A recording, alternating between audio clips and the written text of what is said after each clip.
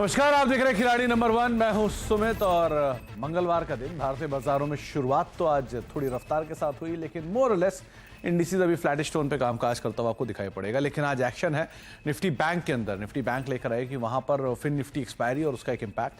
Day high पर Nifty bank कामकाज करते हुए 0.5% का उछाल यहां देखने को मिल रहा है और मेजर कंट्रीब्यूटर के तौर पे आज पॉजिटिव कंट्रीब्यूशन में तो भले ही निफ्टी बैंक खड़ा है, लेकिन सामने की तरफ कुछ हेवी वेट्स हैं जो कि नीचे की तरफ मार्केट्स को ड्रैग करते हुए दिखाई पड़ रहा है। तो 200-250 अंकों के बढ़त निफ्टी बैंक में है।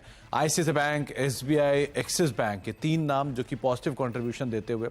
सिप्ला फार्मा की तरफ से एक अच्छा कंट्रीब्यूशन, ऑल टाइम हाई पर स्टॉक है। एमएनएम कल की तेजी के बाद प्रॉफिट टेकिंग, पावर ग्रिड में दबाव, टीसीएस और सन फार्मा कुछ ऐसे नाम जो कि 8 अंकों के आसपास का नेगेटिव कंट्रीब्यूशन दे रहे हैं। इसके अलावा आप एडवांस डिक्लाइन भी देखेंगे क्योंकि आज ब्रॉडर मार्केट्स के अंदर अभी भी खरीदारी है, लेकिन जो मिड कैप इंडेक्स है एक का एक डिप और डिप के बाद अब फ्लैट टू नेगेटिव साइड पर कामकाज करता हुआ दिखाई पड़ रहा है। लेकिन एडवांस डिक्लाइन में एक का एक बदलाव हुआ होगा इसकी मद्देनजर। थोड़ी देर पहले ये 1700 के आसपास थे, 1600-1700 एडवांसेस थे और रफली 1100-1150 डिक्लाइंस थे। अब 1300 डिक्लाइंस हैं और करीब 1600 के आसपास के एडवांस है। तो जो गैप है एडवांस डिक्लाइन का वो कुछ हद तक कम होता हुआ दिखाई पड़ रहा है। लेकिन मार्केट्स में फ्लैट कामकाज है और निफ्टी बैंक आज बढ़िया शॉर्ट कवरिंग के दम पर आज कामकाज करते हुए दिखाई पड़ रही है। इस हफ्ते हम बातचीत कर रहे हैं तीन जानकारों से जो कि हमारे साथ मौजूद हैं। अरुण है, ब्रिजेश है और राजन है, जिनसे हम चर्चा करेंगे मार्केट्स को लेकर। अरुण मंत्री करीब 0.5% का नेगेटिव रिटर्न के पोर्टफोलियो का, ब्रिजेश का पोर्टफोलियो 1.5% ऊपर और राजन शाह का पोर्टफोलियो करीब 6% ऊपर कामकाज करता हुआ दिखाई पड़ रहा है। तीनों ही की जो टॉप कॉल्स है वो भी आपकी स्क्रीन पर आएंगी, कौन कौन सी कॉल्स है, किस तरह के रिएक्शन वहाँ पर आते हुए दिखाई पड़े हैं। तो एक तो बढ़िया कॉल थी तेजस, वो बात अलग है कि प्रॉफिट उतने उसमें नहीं बुक हुए, लेकिन फिर भी वो कॉल बड़ी शानदार थी। इसका एक रिएक्शन वहाँ पोर्टफोलियोज में आता हुआ दिखाई पड़ा। तो तेजस करीब 920 रुपये का टारगेट था जो कि कॉल दी गई थी। पीएफसी कल एफ&ओ के टॉप गेनर्स में शुमार था और फिनोलेक्स केबल जो कि राजन की कॉल थी, करीब 1130 रुपये के टारगेट से 990 का एक स्टॉप लॉस था। तो यहाँ पर भी एक अच्छे रिटर्न्स आते हुए दिखाई पड़े।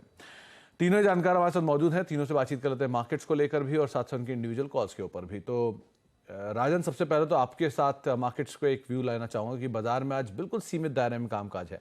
हालांकि निफ्टी बैंक आज सपोर्ट कर रहा है, तो मार्केट्स को आप कैसे रीड कर रहे हो अभी? Good morning Sumit. जिस हिसाब से मार्केट सेंटीमेंट है, अपने एक कंसोलिडेशन फेज के अंदर ट्रेड कर रहे हैं, जहां पे 19,300 के आसपास अच्छा खासा सपोर्ट है और रेजिस्टेंस 19,800 के बीच में बना हुआ है। अभी मिडल बैंड के पास में है, अभी ट्रेड हो रहा है। Market buy the dip strategy के साथ आगे बढ़ना चाहिए। 19,580 से लेके 19,450 के बीच में निफ्टी मिले तो लॉन्ग करना चाहिए। 19,300 का स्टॉप लॉस रखना चाहिए।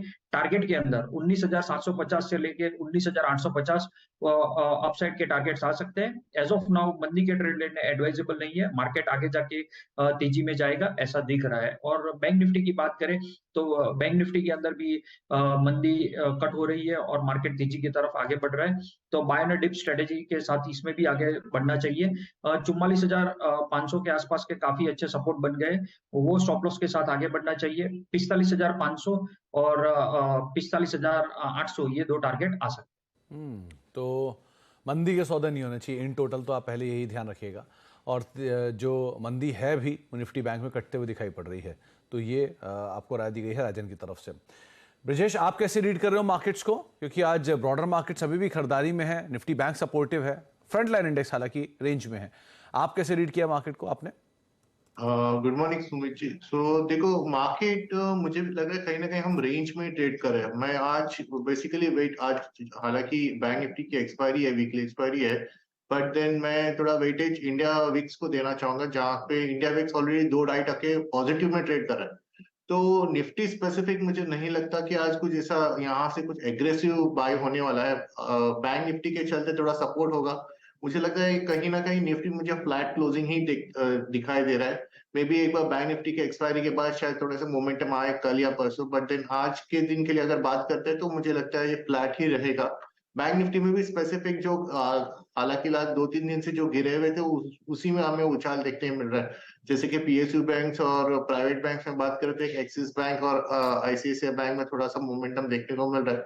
यही मार्केट को कहीं ना कहीं पकड़ के रखा है। लेकिन मैं विक्स पे ज्यादा फोकस करना चाहूंगा। विक्स जो 2.5% पॉजिटिव है, वो मुझे बता रहा है कि शायद निफ्टी में उतना मोमेंटम देखने को नहीं मिल सकता है। तो मार्केट्स में बहुत ज़्यादा मोमेंटम ना हो और शायद इसी रेंज के अंदर आज बंद होता हुआ दिखाई पड़े, ये ब्रजेश जी का मानना है। अरुण जी, क्योंकि एक पॉजिटिव व्यू है, एक फ्लैट व्यू है, आप नेगेटिव व्यू रखोगे? देखिए, गुड मॉर्निंग सुमित जी। देखिए, ओवरऑल व्यू डेफिनेटली दोनों के साथ ही मेरा भी सेम ही रहेगा, पर बैंक निफ्टी में मुझे लग रहा है शॉर्ट कवरिंग आ सकती है। दो ट्रिगर है, एक तो आरबीआई की मॉनेटरी पॉलिसी आनी है, सेकेंडली आज फिन निफ्टी की एक्सपायरी है। पीएसयू बैंक्स में काफी शॉर्ट्स थे, वो भी आज कवर होते हुए नजर आ रहे हैं। तो मुझे लग रहा है अगर निफ्टी को ऊपर जाना है तो बैंक निफ्टी जरूर लीड करेगा। स्पेसिफिकली आईसीआईसीआई बैंक मुझे काफी अच्छा लग रहा है, इवन पीएसयू बैंक्स में भी काफी अच्छा मोमेंटम नजर आ रहा है। तो दोनों इंडेक्स में अगर चूज करना है तो बैंक निफ्टी के साथ लॉन्ग कर सकते हैं। निफ्टी फिलहाल रेंज में है, पर बैंक निफ्टी मुझे लग रहा है लॉन्ग करके चल सकते हैं। 44,800 इंट्राडे स्टॉप लॉस लगाएं, 45,300, 45,400 ये दो लेवल्स मुझे लग रहा है आज या कल के सत्र में देखने को मिल सकते हैं। तो long Nifty bank, indices flat, ये एक कंसेंसस आप मान लीजिए तीनों ही जानकारों की तरफ से आता हुआ दिखाई पड़ रहा है। चलिए अब पोर्टफोलियो की स्थिति के ऊपर नजर डालते हैं। सबसे पहले विनिंग पोर्टफोलियो आएगा राजन जी का, करीब 6% के आसपास के पॉजिटिव रिटर्न उनके देखने को मिल रहे हैं। और जो पोर्टफोलियो है की सिचुएशन है वो आपकी स्क्रीन पर है। उन्होंने जुबिलेंट फार्मोमा को अपनी पोजीशन को होल्ड कर रखा है, ग्रेफाइट इंडिया को भी होल्ड कर रखा है और फिनोलेक्स में अपने प्रॉफिट्स को बुक कर चुके हैं। तो एक कॉल का स्कोप राजन सर के पास बचता है। राजन सर, आपकी तरफ से पहली कॉल। मेरा आज का लॉन्ग रहेगा नाटको फार्मा, जो अभी 866 के आसपास ट्रेड हो रहा है। तो यहाँ पे करंट रेट से लॉन्ग जाने का रहेगा। यहाँ पे स्टॉप लॉस रहेगा 820 का स्टॉप लॉस रहेगा और टारगेट रहेगा 920 का टारगेट रहेगा। तो नेटको फार्मा डे हाई के आसपास कामकाज कर रहा है, आप लॉन्ग साइड पे इसको देख सकते हैं। फार्मास्यूटिकल स्पेस में पहले जुबिलेंट फार्मोवा उनके पास ऑलरेडी है, लेकिन अब नेटको फार्मा एक और नाम जिसको वो होल्ड कर रहे हैं करीब 920 रुपए के टारगेट्स के लिए, और 820 का एक स्टॉप लॉस यहाँ पर मेंटेन कर सकते हैं। तो एक कॉल, नई एडिशन राजन सर के पोर्टफोलियो में। ब्रजेश जी का पोर्टफोलियो लेकर आइए, करीब करीब 1.5% का पॉजिटिव रिटर्न उनकी तरफ से है और उनके पास जो पोजीशंस हैं उसमें से प्रिंस पाइप से वो एग्जिट कर गए हैं, पीएफसी में उन्होंने प्रॉफिट्स बुक कर लिए हैं, कल्याण ज्वेलर्स को होल्ड कर रहे हैं। तो दो कॉल का स्कोप ब्रजेश जी को यहाँ पर मिलता है। ब्रजेश जी, पहली कॉल आपकी तरफ से। सुमित जी, मैं मोमेंटम ट्रेड लेना चाहूंगा। मुझे लग रहा है कहीं ना कहीं यूनाइटेड स्पिरिट्स में थोड़ा बहुत एक इंट्राडे बोलो या फिर आज या कल के नजरिए से एक मोमेंटम देखने को मिल रहा है। 1020 के करीब ये ट्रेड कर रहा है। मैं 15 पॉइंट का स्टॉप लॉस लेना चाहूंगा 1005 के आसपास, और एक 40 पॉइंट की अपसाइड है, तो 1060 तक के टारगेट के लिए मैं इसको खेलना चाहूंगा। तो मैकडॉवेल बाय करके चलूंगा मैं। मुझे पूछने ही वाला था कि रिहाई के आसपास ऑलरेडी ये स्टॉक कामकाज कर रहा है, एफ&ओ गेनर्स में आ गया इसका नाम। तो 1060 के टारगेट्स के लिए आप देख सकते हैं यूनाइटेड स्पिरिट्स को। 1005 का एक स्टॉप लॉस मेंटेन कर सकते हैं। 1021 के जोन्स में भी ये कामकाज करता हुआ दिखाई पड़ रहा है। तो एक नाम जो एडिशन है ब्रजेश जी के पोर्टफोलियो में वो है यूनाइटेड स्पिरिट्स का। अरुण जी का पोर्टफोलियो लेकर आइए। सो फार 0.5% के आसपास का नेगेटिव रिटर्न है। थोड़ा सा फेरबदल उन्होंने अपने पोर्टफोलियो में अभी किया है। जुबिलेंट इनग्रेविया को वो होल्ड कर रहे हैं, तेजस में अपने प्रॉफिट्स को बुक कर चुके हैं और नुवोको से वो एग्जिट कर गए हैं। थोड़ी पहले उन्होंने एग्जिट किया है। तो अरुण सर, अब आपकी तरफ से दो कॉल का स्कोप बचता है। तो पहली कॉल। देखिए सुमित जी, ऑलरेडी मैंने कहा पीएसयू बैंक्स में एक अच्छा मोमेंटम नजर आ रहा है, तो एक पीएसयू बैंक ही चुना है। बैंक ऑफ महाराष्ट्र में लॉन्ग करने की सलाह रहेगी। 33.7 का स्टॉप लॉस रहेगा और 37.5 का ऊपर में टारगेट रहेगा। मुझे लग रहा है एक बड़ा रेंज ब्रेकआउट पीएसयू बैंक्स में देखने को मिल सकता है, और छोटे बैंक्स में मुझे लग रहा है बैंक ऑफ महाराष्ट्र में आउट परफॉर्मेंस भी देखने को मिल सकती है। तो करंट लेवल पे लॉन्ग करें, 33.7 का स्टॉप लॉस लगा के। ओके, तो 33.7 का स्टॉप, 37.5 का टारगेट, बैंक ऑफ महाराष्ट्र, इसको आप लॉन्ग साइड पे देख सकते हैं। 3370 का एक स्टॉप लॉस यहाँ आके, यहाँ पर अपनी पोजीशंस को आप लॉन्ग रखिएगा। ये एक अरुण सर, आपने जुबिलेंट इनग्रेविया को होल्ड किया हुआ है, आज ये चल भी रहा है, कोई रैशनल? देखिए, दो चीजें हैं जिस वजह से मैंने स्टॉक दिया था। एक तो इसका डिविडेंड ड्यू है जो कि थर्सडे या फ्राइडे के आसपास है। सेकंड, मोमेंटम फार्मा स्टॉक्स में अच्छा था और ओवरऑल ब्रेकआउट नजर आ रहा है, तो इसलिए जुबिलेंट इंग्रेविया को होल्ड किया था। नो डाउट वॉल्यूम्स थोड़े कम है आज, पर हो सकता है आज सेकंड हाफ में मोमेंटम आए। अगर वो मोमेंटम नहीं आता है तो मोस्टली सेकंड हाफ में मैं ये स्टॉक भी एग्जिट कर दूंगा। और एक से दो स्टॉक मेरे रेडार पे हैं, तो होगा तो ड्यूरिंग द शो या आफ्टर द शो मैं वो भी एक ओपन करना चाहूँ। तो जुबिलेंट इनग्रेविया को होल्ड करने के लिए आप यहाँ पर बने रह सकते हैं इस स्टॉक के अंदर। ये अरुण सर का रैशनल आपने सुना। चलिए अब बातचीत करते हैं बैंक ऑफ बड़ौदा की मैनेजमेंट से। पहले तिमाही में बैंक ऑफ बड़ौदा के नतीजे अनुमान से कमजोर रहे हैं। Q1 में मुनाफा और ब्याज आय अनुमान से कम रही है। नेट इंटरेस्ट मार्जिन में भी 22 बेसिस पॉइंट का एक दबाव रहा। हालांकि एसेट क्वालिटी में थोड़ा सुधार देखने को मिला भी है। Q1 के नंबर्स और ग्रोथ प्लान पर बात करने के लिए हमारे साथ जुड़ रहे हैं बैंक के MD एंड CEO देवदत्त चांद सर। देवदत्त सर नमस्कार, स्वागत है कार्यक्रम में। पहले तो नंबर्स के ऊपर आपसे एक राय लेना चाहेंगे कि Q1Q बेसिस पर एसेट क्वालिटी थोड़ी सी इंप्रूव हुई है। क्या कमेंट रखोगे आप नंबर्स को लेकर? क्या ओवरऑल सिचुएशन है, कैसा सिनेरियो है अभी? पहले तो धन्यवाद आपको मुझे बुलाने के लिए, और मैं दो तीन चीज बोलना चाहता हूं। आप Q1 फाइनेंशियल का बात करेंगे तो हमने दो तीन चीज जो रिजल्ट से सामने आता है। एक तो है कि हमारा जो लोन ग्रोथ है उसका ग्रोथ बहुत स्ट्रांग है। लोन ग्रोथ का ऑलमोस्ट 18% में ग्रोथ है। एट द सेम टाइम हमने ये भी कोशिश किया है कि जो हमारा प्रॉफिट है, इफ यू कंपेयर जो जून 23 विसाविस जून 22, उसमें 88% का ग्रोथ है ऑन द प्रॉफिट साइड। इस टॉप लाइन और बॉटम लाइन में दो इंपॉर्टेंट एस्पेक्ट है। एक तो हमने मार्जिन कैसे मेंटेन करें। आप मार्जिन को देखे होंगे तो जो मार्जिन जून क्वार्टर का है 3.27 है, जो कि हमारा गाइडेंस 3.3 का पूरा साल के लिए जो गाइडेंस है उसमें भी करीब बहुत पास में है। Secondly on the asset quality, if you look into June और पहले का जून से सब्सटैंशियल इंप्रूवमेंट हुआ है। बट हमारा दो गाइडेंस जो गोइंग फॉरवर्ड है, जिसमें कि हम बोलते हैं कि हमारा जो स्लिपेज है, नेट जो स्लिपेज है 1 to 1.25% में रहेगा, और हमारा क्रेडिट कॉस्ट जो है वो लेस देन 1 रहेगा। तो ये चारों पैरामीटर को लेकर मैं जो Q1 का रिजल्ट्स देखता हूं तो बैंक का बहुत अच्छा रहा है। और हम कोशिश करेंगे, हमने एक डेटा पॉइंट और भी दिया था कि जो Q1 का जो प्रॉफिट है लास्ट फुल ईयर का 30% प्रॉफिट है। So the run rate also अच्छा चल रहा है, और मैं सोचता हूं कि बैंक का जो ओवरऑल प्रोडक्टिविटी एक्सेलेंस का जो जर्नी है उसमें एक क्वार्टर अच्छा रहा है। देवदत्त सर एक चीज और, जो NIMs की सिचुएशन है वो पिछले 3 क्वार्टर में काफी बढ़िया इंप्रूव हुई हैं। तो क्या मान के चलेंगे थोड़ा सा पीक की साइड जा रहे हैं, मैच्योर साइड पे जा रहे हैं? कैसे आप मेंटेन करोगे गोइंग फॉरवर्ड अपने मार्जिन्स को? नहीं, हमने जो गाइडेंस पूरा साल के लिए दिया है, हमने जो लास्ट ईयर निम था 3.31 था, उसको अराउंड 3.3 मेंटेन करेंगे। That is the guidance we have given. तो उसमें दो चीज है, आपने सही बताया कि थोड़ा जो कॉस्ट ऑफ डिपॉजिट पुश तो है because of the market scenario. But हमारा जो रेपो रेट जो लिंक्ड, जो MCLR जो रेपो रेट से लिंक्ड है, जो कॉस्ट ऑफ डिपॉजिट से लिंक्ड है, उसमें जो 1 ईयर MCLR वाला पोर्टफोलियो है वो थोड़ा 1 ईयर के बाद ही रिसेट होता है। तो करंटली भी पोर्टफोलियो में थोड़ा कंपोनेंट, अच्छा कंपोनेंट है जो कि हमको रिसेट अभी तक नहीं हुआ है, उसका अपसाइड नहीं मिला है। सेकेंडली और एक हमने if you are look into हमारा जो गाइडेंस था कि हमको थोड़ा कॉस्ट टू इनकम में भी पॉजिटिव ट्रैक्शन लाएंगे।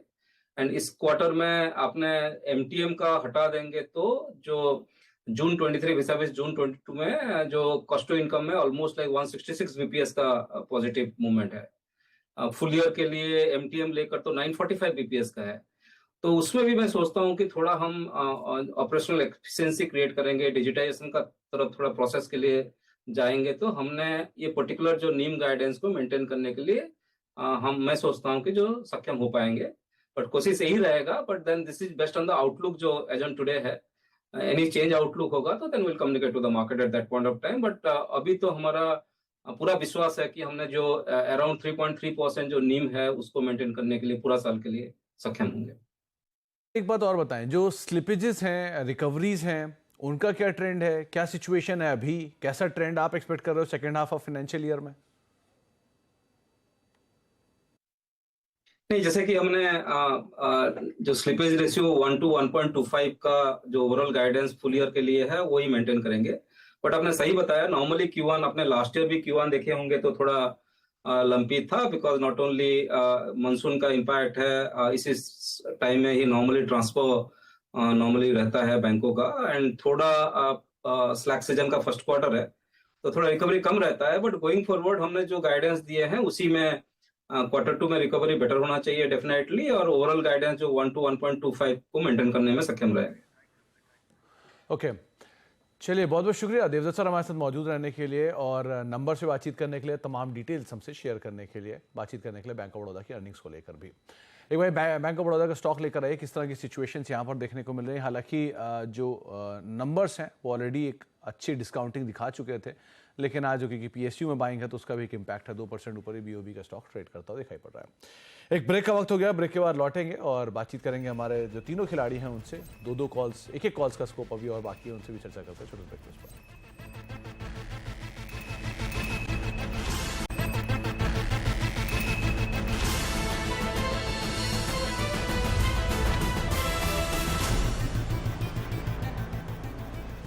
अब जरा खिलाड़ी नंबर 1 मार्केट्स में गिरावट, थोड़ी गहराई है। 42 अंक नीचे निफ्टी आ चुका है, सेंसेक्स भी 40 अंक नीचे है, लेकिन निफ्टी बैंक की जो तेजी थी थोड़ी सपोर्ट कम कर रही है, जिसका इम्पैक्ट आपको आप बाजार में देख रहे हैं। क्योंकि निफ्टी बैंक थोड़ा तेज था इसलिए निफ्टी फ्लैट था, लेकिन अब निफ्टी बैंक की तेजी थोड़ी कम हुई है तो निफ्टी भी अब लाल निशान की तरफ गहराता हुआ दिखाई पड़ रहा है। तीनों खिलाड़ी मौजूद हैं। अब ब्रिजेश जी, आपकी तरफ से दूसरी कॉल। एक्चुअली सुमित जी, मैं चाह रहा था कि मैं RCF में कॉल लूं, बट देन मुझे लगता है कि RCF में वो मोमेंटम नहीं आ रहा है, तो मैं मेरा कॉल बदल के मैं रैलिस इंडिया में कॉल लेना चाहता हूँ। रैलिस जो 218 पे जो ट्रेड कर रहा है, मैं उस पे बाय लेना चाहूंगा। जो ऊपरी तरफ में मेरा टारगेट है वो रैलिस में 230 के आसपास मैं देख रहा हूँ, और 214 का स्टॉप लॉस रहेगा। ओके, तो 214 का स्टॉप, 230 के टारगेट्स के लिए आप रैलिस इंडिया को लॉन्ग कर सकते हैं। ये ब्रिजेश जी की तरफ से दूसरी कॉल है। अरुण जी, आपके पास भी एक कॉल का स्कोप है, आप अभी देना चाहेंगे? Sumit ji, during the day देना चाहूंगा। फिलहाल कोई कॉल नहीं है। रैलिस मेरे भी रेडार पे था, पर अभी भी उसमें ब्रेकआउट का इंतजार कर रहा हूं, तो ड्यूरिंग द डे एक दूसरा कॉल जरूर देना। चलिए, फिलहाल तो वो चला गया ब्रिजेश जी के पास, तो अभी आप वेट करें, दूसरी कॉल का जनरेट करने का वेट करें। लेकिन एक एक करके तीनों जो खिलाड़ी उनके पोर्टफोलियोज आपकी स्क्रीन पर आते हुए दिखाई पड़े हैं। किस तरह की सिचुएशन है, किस तरह के नए एडिशंस यहाँ पे होते हुए दिखाई पड़ रहे हैं। अरुण जी की तरफ से जुबिलेंट इंग्रेविया ऑलरेडी वो होल्ड कर रहे हैं 495 रुपए के टारगेट्स के लिए। बैंक ऑफ महाराष्ट्र 3750 के टारगेट्स के लिए नया एडिशन है, 3370 का स्टॉप लॉस है। Contribution wise Jubilant Ingrevia flat to negative, लेकिन बैंक ऑफ महाराष्ट्र भी करीब आधा % के आसपास का नेगेटिव कंट्रीब्यूशन दे रहा है सो फार। इसके अलावा राजन के पोर्टफोलियो में आपको जुबिलेंट फार्मोवा होल्ड दिखाई पड़ेगा 440 के टारगेट्स के लिए। ग्रेफाइट इंडिया होल्ड है 495 के टारगेट्स के लिए, और नया एडिशन है नेटको फार्मा का 920 के टारगेट्स के लिए। 820 का स्टॉप लॉस यहाँ पे मेंटेन करेंगे। कंट्रीब्यूशन वाइज आपको दिखाई पड़ेगा ग्रेफाइट इंडिया का नेगेटिव कंट्रीब्यूशन करीब 4% का, जुबिलेंट फार्मोवा का 1.5% का पॉजिटिव कंट्रीब्यूशन, और Natco pharma flat to negative side पर सो फार कंट्रीब्यूट करता हुआ दिखाई पड़ रहा है। इसके अलावा जो तीसरा एडिशन है वो ब्रिजेश के पोर्टफोलियो में आपको दिखाई पड़ेगा, जहां पर उन्होंने यूनाइटेड स्पिरिट्स को अपने पोर्टफोलियो में ऐड किया, और साथ साथ रैलिस इंडिया, दो नाम है जो कि अपने पोर्टफोलियो में ऐड किया उन्होंने 230 और 1060 के टारगेट्स के लिए, इनको भी अपने पोर्टफोलियो में ऐड किया। तो तीनों ही खिलाड़ियों की तरफ से जो फेरबदल है वो आते हुए आपको दिखाई पड़ेंगे। रिटर्न्स आपकी स्क्रीन पर आएंगे, जहां पर 4.5% के पॉजिटिव रिटर्न के साथ ब्रिजेश अभी लीड कर रहे हैं, और 1.5% का पॉजिटिव रिटर्न है अरुण का। लेकिन राजन के पोर्टफोलियो में बड़ा बदलाव हुआ, तो उसके वजह से करीब 1/4% का नेगेटिव रिटर्न सो फार आता हुआ दिखाई पड़ रहा है। सेकंड हाफ क्रूशियल है, उसके हिसाब से आप नजर रखेंगे। एक ब्रेक का वक्त है, ब्रेक के बाद लौटते हैं, कमोडिटीज मार्केट का अपडेट देखते हैं। नमस्कार।